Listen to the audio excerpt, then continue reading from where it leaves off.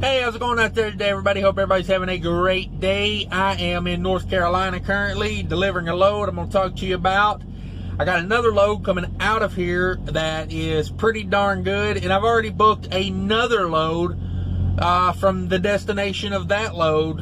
So I've got 3 loads. This one I'm finishing, one more, and then another one. So I pretty much got my whole week planned out. Let me tell you, in my opinion, reefer is definitely picking up. I mean, good paying loads, lots of them. You know, like you got your choices where you want to go these days with some money on it. I was down here in North Carolina like last week, and I could not find a load out of here.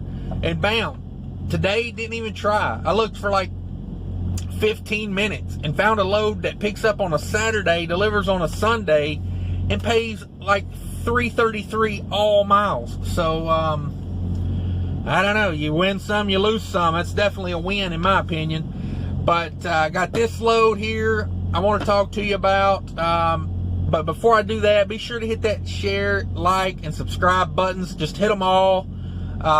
You know, just get down there and make it happen. Just start hitting them all. Light them all up.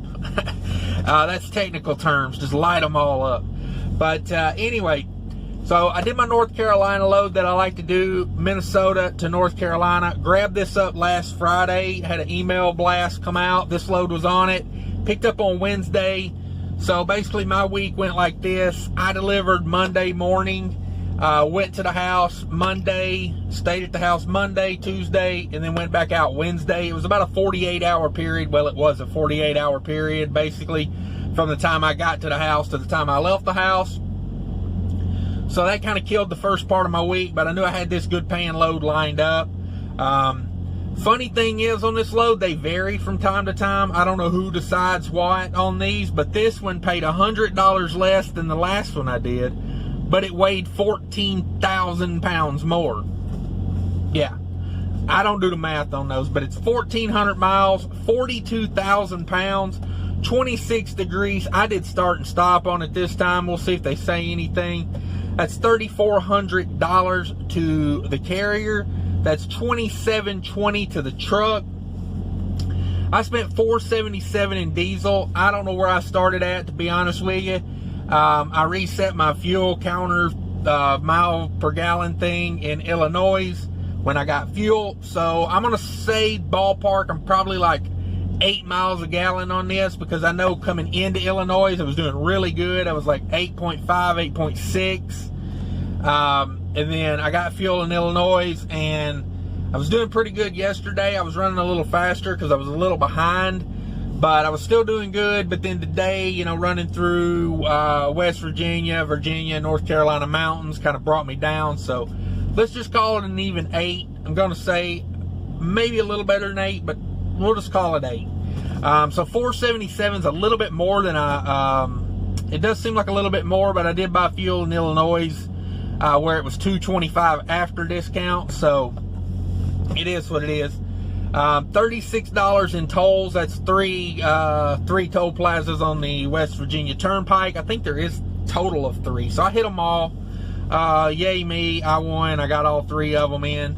$25 in def, $14 in reefer. Man, I used I think last time I did this, I spent $70 on reefer, but I think it was a skewed number because I put I filled it up before I started the load and counted that on the load. So I'm going to say at least less than half I used this time on that, doing start and stop. Anyway, that gives all those costs. I didn't have no trailer washouts, you know, no lumpers, anything like that. I mean, I don't pay for those things anyway, but I didn't have any of that.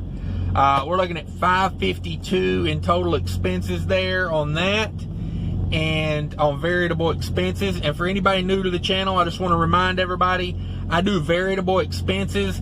You have to take what my number is after variable expenses and plug it into your own system if you're trying to compare or get an idea of what you would make as an owner-operator. And the reason I do that is because everybody's expenses are going to be so different. Some guys are going to have paid off equipment. Some guys are going to have super high truck payments. You know, some guys have cheap insurance. Some guys have, you know, more expensive insurance. you just got to plug them into what, your numbers into that. But anyway, so $27.20 to the truck. That comes out to probably like $1.90 a mile after the carrier gets their cut.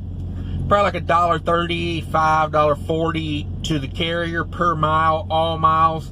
Probably puts me in like just under $2, probably like $1.95, $1.90, all miles. $27.20 to the truck, minus $5.52 variable cost. That leaves me $2,168 to do what I got to do with. Showed up a little late here today. Had to have a trailer airbag replaced yesterday. I don't pay for that. That's included in the 20% I give to the carrier. Not too bad it was. Let me look at the receipt here real quick. It was an hour and a half of labor at $110 an hour, so that was $165 for that. $180 for the airbag. Comes out with my favorite shop supplies added in. $8.25 in shop supplies. I'm going to open a distribution company, and all I'm going to sell is shop supplies. They're like imaginary things that are always more expensive than they should be. So anyway, $378 total on that trailer airbag. If you're just wondering what a trailer airbag at Love's will cost you, about $378. That cost me a couple hours. I was a little late getting here because, man, this load was tight scheduled. They wanted it picked up noon Wednesday. They wanted it delivered at noon on Friday. 1,400 miles in 24 hours. I will say this, they loaded it quick. They wanted it here quick, but they loaded it quick. I don't know. I'm still waiting to get unloaded right now, so we'll see how that goes. But I like these loads for a 2-day load to turn out, $21.68 after variable cost. You're ballparking like, what is that? Almost $1,100 a day after you pay for fuel, tolls, and everything. So definitely will see me doing more of these in the future. I just hope they don't stay heavy like this. I like running them when they're like 30,000 pounds because, man, all those mountains are not as big a deal when you're at 30. When you're at 42, that extra 12,000 makes all the difference. But anyway, got little things did on the truck this week. When I got done unloading Monday, took the truck over, had some tires put on it. I think in a previous video I was talking about the guy that owns the carrier I'm leased to, had a super single. He was going to give me a used one. I got to looking at it. That thing, and I don't fault him for it because he probably hadn't looked at the thing. It was in the back of a old trailer at the shop, and I dug it out and looked at it, and it was a little dry rotted, so no big deal. Things happen. It had good tread on it. It just, it'd been sitting in that trailer for God knows how long. And, I had, of the 4 super singles I had 2 that probably have the good ones. The 2 good ones probably have, I'm going to guesstimate, I'm gonna guess they probably got 70 to 80,000 miles left on them before I need to even start, being concerned with them. The other 2 were kind of like, meh. One needed to go, and the other one was like wearing the same way. So what I did, I had them rotated about 30,000 miles ago, trying to get all I could out of them. I would say that probably did prolong the life of them. Probably double the 15,000 miles they had left on them. I don't know. They rotated them at the shop for free for me, so I didn't pay for it. I don't know if I'd have went through the trouble, but we were trying to match them up and get them all lined up. And the main thing is, we were trying to make sure nothing was wrong with the truck itself while the tires were wearing funny. I didn't think it was. I pretty much knew by just looking at it. Somebody had ran those tires really low. Plus, when I got the truck, I had like 2 tires. The 2 bad ones were in the 80 PSI range. The load ratio, or the load on these, to haul 34,000 pounds on those 4 tires, that's 8,500 pounds a piece. You need a minimum of 100 PSI. So, if you're running them at 80, those tires are severely underinflated. So when you look at the side of a tire and it's got the PSI on there, that's the minimum PSI to haul the amount of weight that the tire is rated for. So like if it says, 100 PSI on there, that doesn't mean the max PSI. Now if it says max beside it, of course that's the max PSI. But anytime I get new tires, I like to go on the website of the manufacturer and find my PSI to load ratio. I bought me 2 new tires to replace the 2 bad ones. I stuck my 2 Michelins that I had on there that were still in decent shape. I moved those to the back axle. I bought me 2 Bridgestones to go on the front drive axle. The reason I chose these Bridgestones is because they are lower rolling resistance than the Michelins I had on there. So if you go to Michelin's website, Michelin has rolling resistance for all kind of tires on there. So I put in, they have like the base, you put in what tire you have now. I put it in. So that's your base. That's a 100. It just gives it a random, like general 100 rating. So these Bridgestones they have a rolling resistance of 86 compared to the 100. So they're 14% less rolling resistance. That's why I chose these. They are Bridgestone M835A Great Tech. What a name for a tire. But yeah, they're pretty good looking tire. They got some real tread on them. I mean, geez Louise, man, it's got some deep tread on it. So I paid for those with the with my fuel card I have. Got a amazing discount on them. Like ballpark, probably saved, I don't know, $250 a tire. And I saved on the rate to have them installed because I get a discount at Love's with, with their labor rate.